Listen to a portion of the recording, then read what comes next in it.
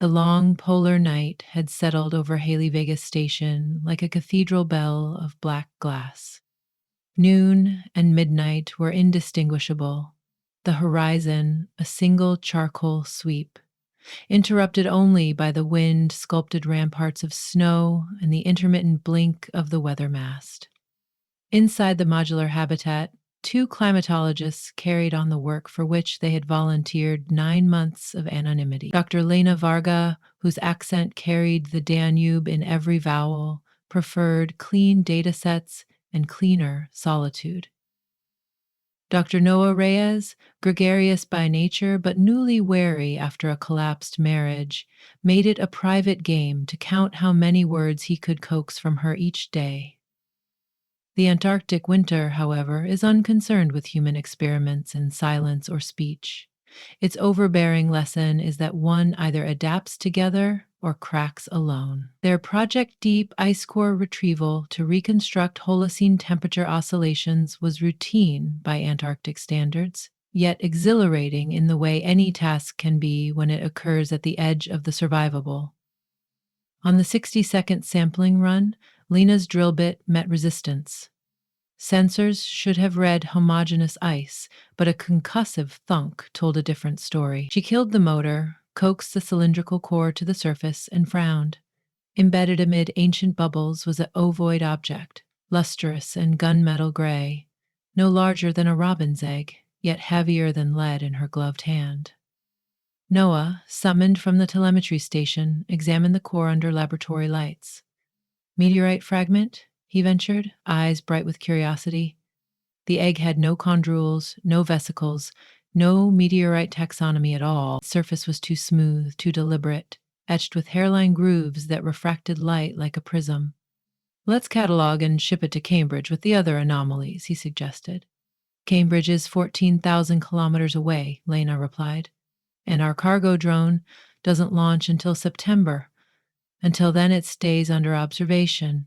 She stored the specimen in a vacuum bell jar and set a data logger to record infrared emission. They left it on a stainless steel workbench and returned to tasks measured in snowfall centimeters and power consumption watts.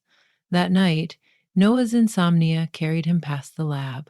He paused, startled. The egg emitted a faint internal glow, as though lit by embers. Ambient temperature was minus 20 Celsius.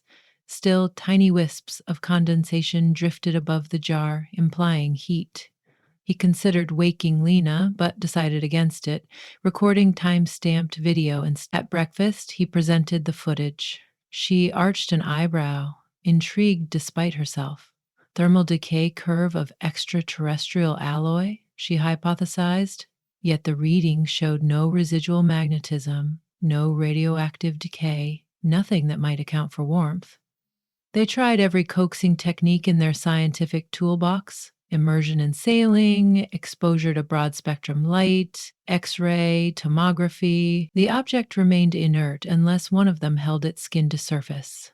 Then the glow flared, spiking 10 degrees above ambient. When they passed it between them, the radiance flickered out, reigniting only when both pairs of hands touched it simultaneously. Lena's logical mind balked. Noah's imagination soared. It wants company, he quipped, half serious. The physics were confounding, but the effect undeniable. Shared warmth, specifically shared human warmth, energized the object. When they positioned it between Petri dishes, warmed by separate heating plates, nothing happened. Using a single plate beneath both dishes triggered a faint spark, but not the sustained glow visible when they cradled it together. Lena, marveling, finally allowed herself a laugh she had stored away since arrival. The sound echoed down the habitation corridor like a release valve. Perhaps, she conceded, it is a seed. Long conversation sprouted, first about the seed, then about everything else. They sat through 200-hour blizzards, trading life stories as EKG-like charts plotted the seed's pulses. Lena spoke of her grandmother's vineyard outside Peck's, how frost could steal an entire harvest unless neighbors formed bucket brigades to surround the vines with braziers. Noah talked about sweltering Manila evenings on his childhood rooftop, Counting stars his friends swore no longer existed because city lights had drowned them. Each memory was another degree of warmth, and the seed shimmered brighter on the instrumentation shelf, approving. Then the storm came, a hammering katabatic wind that outmuscled even the conservatively built station. Satellite dishes iced over, the diesel generator seized. The interior temperature plunged to the threshold of breath crystallization. Protocol required each researcher to shelter separately in reinforced pods to limit total risk. But the protocol had never considered an alien seed or the peculiar necessity of shared heat. They looked at one another across the dimming galley. As ceiling lights browned out, "I'm not letting you freeze in your own pod," Noah said, jaw clenched. "I was about to say the same," Lena countered. Together, they carried spare quilts, battery packs, and the seed to the smallest berthing module, where human presence would raise the air temperature fastest. They zipped their parkas shut, sat hip to hip on the narrow bunk, and exhaled vapor-clubbed sentences. Noah removed a glove.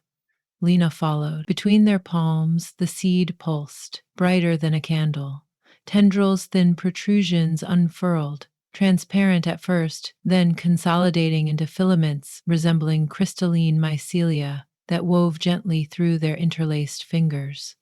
A perfume, not unlike crushed juniper and ozone, filled the cramped air. Outside, 160-kilometer-per-hour gusts howled. Inside, a garden dawned in miniature. Under that luminescent canopy, something thawed that was neither ice nor steel. Lena rested her head on Noah's shoulder, exhausted, unafraid. His arm encircled her hesitantly. Palms played over the small of her back, where even through layers she felt the question his touch posed. Her answer was to lean closer. Minutes slid into hours. When the emergency generator finally rumbled to life, the station raised itself from the brink, but neither climatologist registered the change. They were measuring different metrics now: breath synchronization, heartbeat resonance, the thermodynamics of skin. When power stabilized, their scientific reflexes returned.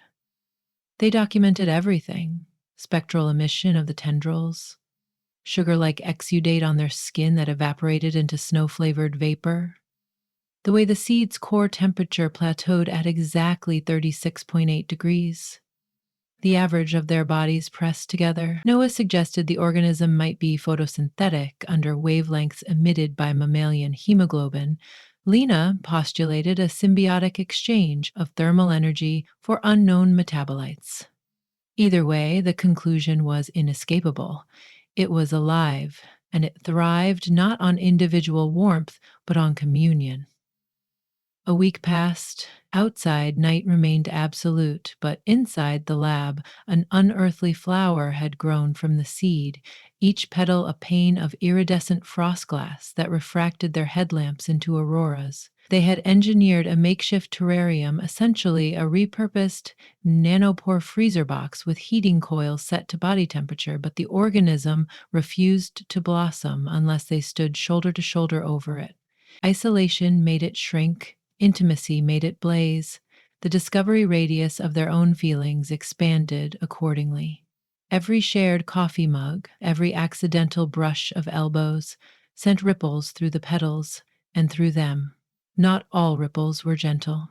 The station's environmental subpanel finally reported the data they had dreaded.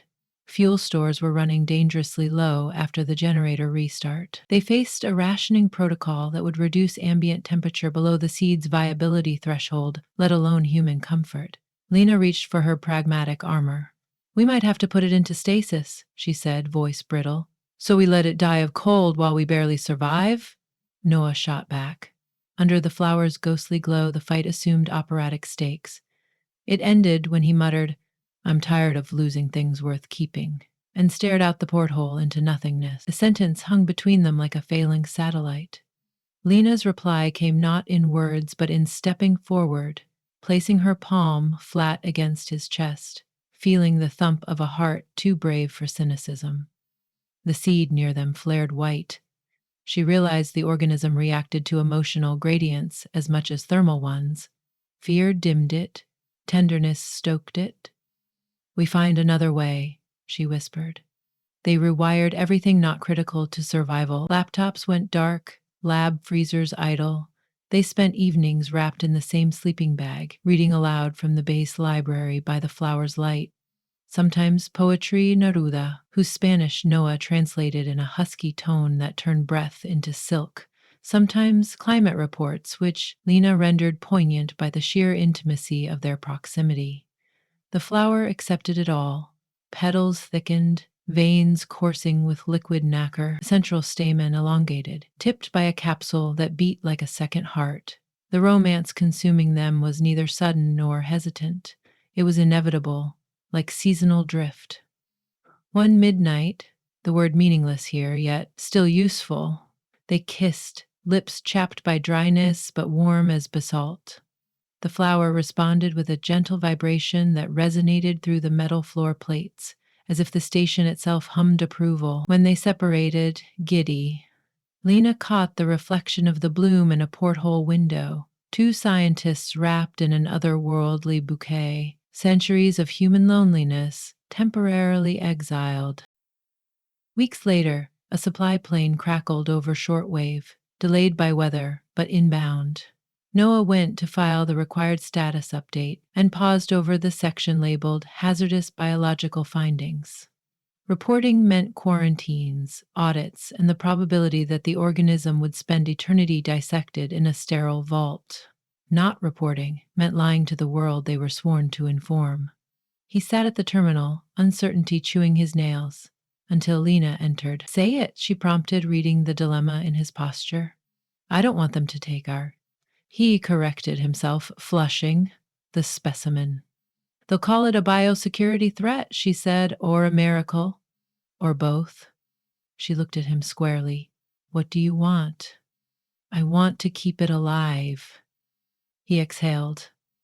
"I want to protect whatever gave us this." His hand swept the air between them. She took the headset, keyed the microphone. Vega to Icewing Cargo, routine status. Fuel stable, no anomalous pathogens to declare. Recommend standard offloading. Her voice never trembled.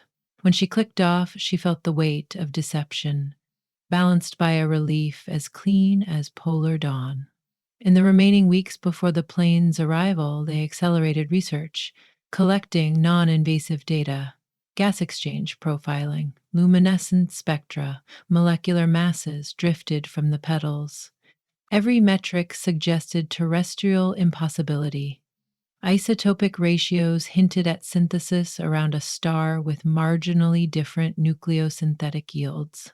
The revelation was staggering, yet the intimacy that had grown alongside the bloom made the fact feel personal rather than cosmic. The universe, it seemed, had mailed them a love letter disguised as a seed. The night before first sunrise, they carried the terrarium outside. The winds were mercifully docile, the sky a quartz bowl freckled with galaxies. The horizon paled, anticipating the sun's return after 4 months away. They opened the lid. The flower's petals unfurled to their widest span yet, geometry approaching perfect logarithmic spirals. The capsule at its center quivered, then burst, releasing thousands of gossamer spores that glowed electric blue. Lifted by a gentle updraft, the spores spiraled skyward, merging with the nascent twilight like dandelion seeds, in a summer park half a world away. Lena clutched Noah's gloved hand. "We just seeded Antarctica," she murmured. "Or Antarctica seeded the stars," he replied. They watched until the last specks vanished into dawn. Later, inside, they discovered the original flower had withered to a husk. Its life cycle completed, purpose fulfilled. They preserved it between plexiglass plates, but the loss did not feel like death. Something had propagated beyond calculation, borne on thermal currents of their shared warmth and carried into the planet's upper jet streams, maybe beyond. The climatologist in Noah speculated how an organism adapted to communal heat might influence atmospheric thermodynamics. The lover in him felt only gratitude. The supply plane landed 2 days later. Personnel noticed nothing amiss beyond a pair of climatologists standing suspiciously close, laughing too easily. Data drives were loaded, fuel tanks replenished, mail exchanged. Standard procedure. When the plane lifted off, its wake stirred a flurry of snowflakes, luminous with residual blue dust. A cargo technician glimpsed the streak of color and radioed back. "We stirring up auroras down here," the pilot shrugged. The phenomenon dispersed before instruments could lock on. Months passed. Spring melted into austral summer. Satellite readings picked up faint bioluminescent traces diffusing through upper tropospheric layers, a curiosity tucked amid climate spreadsheets. No immediate explanation surfaced. Agencies assumed sensor noise. Lena and Noah knew better. They sat on the station roof one clear night, legs dangling, sharing a thermos of too sweet cacao. "Do you think it will reach other people?" Lena asked. "I think it already has," he said, brushing a luminescent flake from her hair. The particle dissolved, leaving a smear of light on his fingertip, still warm.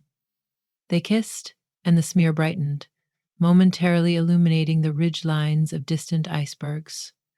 Proof that even in the coldest, most remote corner of Earth, warmth could propagate, flower, and multiply, rewriting isolation into communion. Overhead, the sky shimmered with a newborn aurora, faint but growing, the color of promise.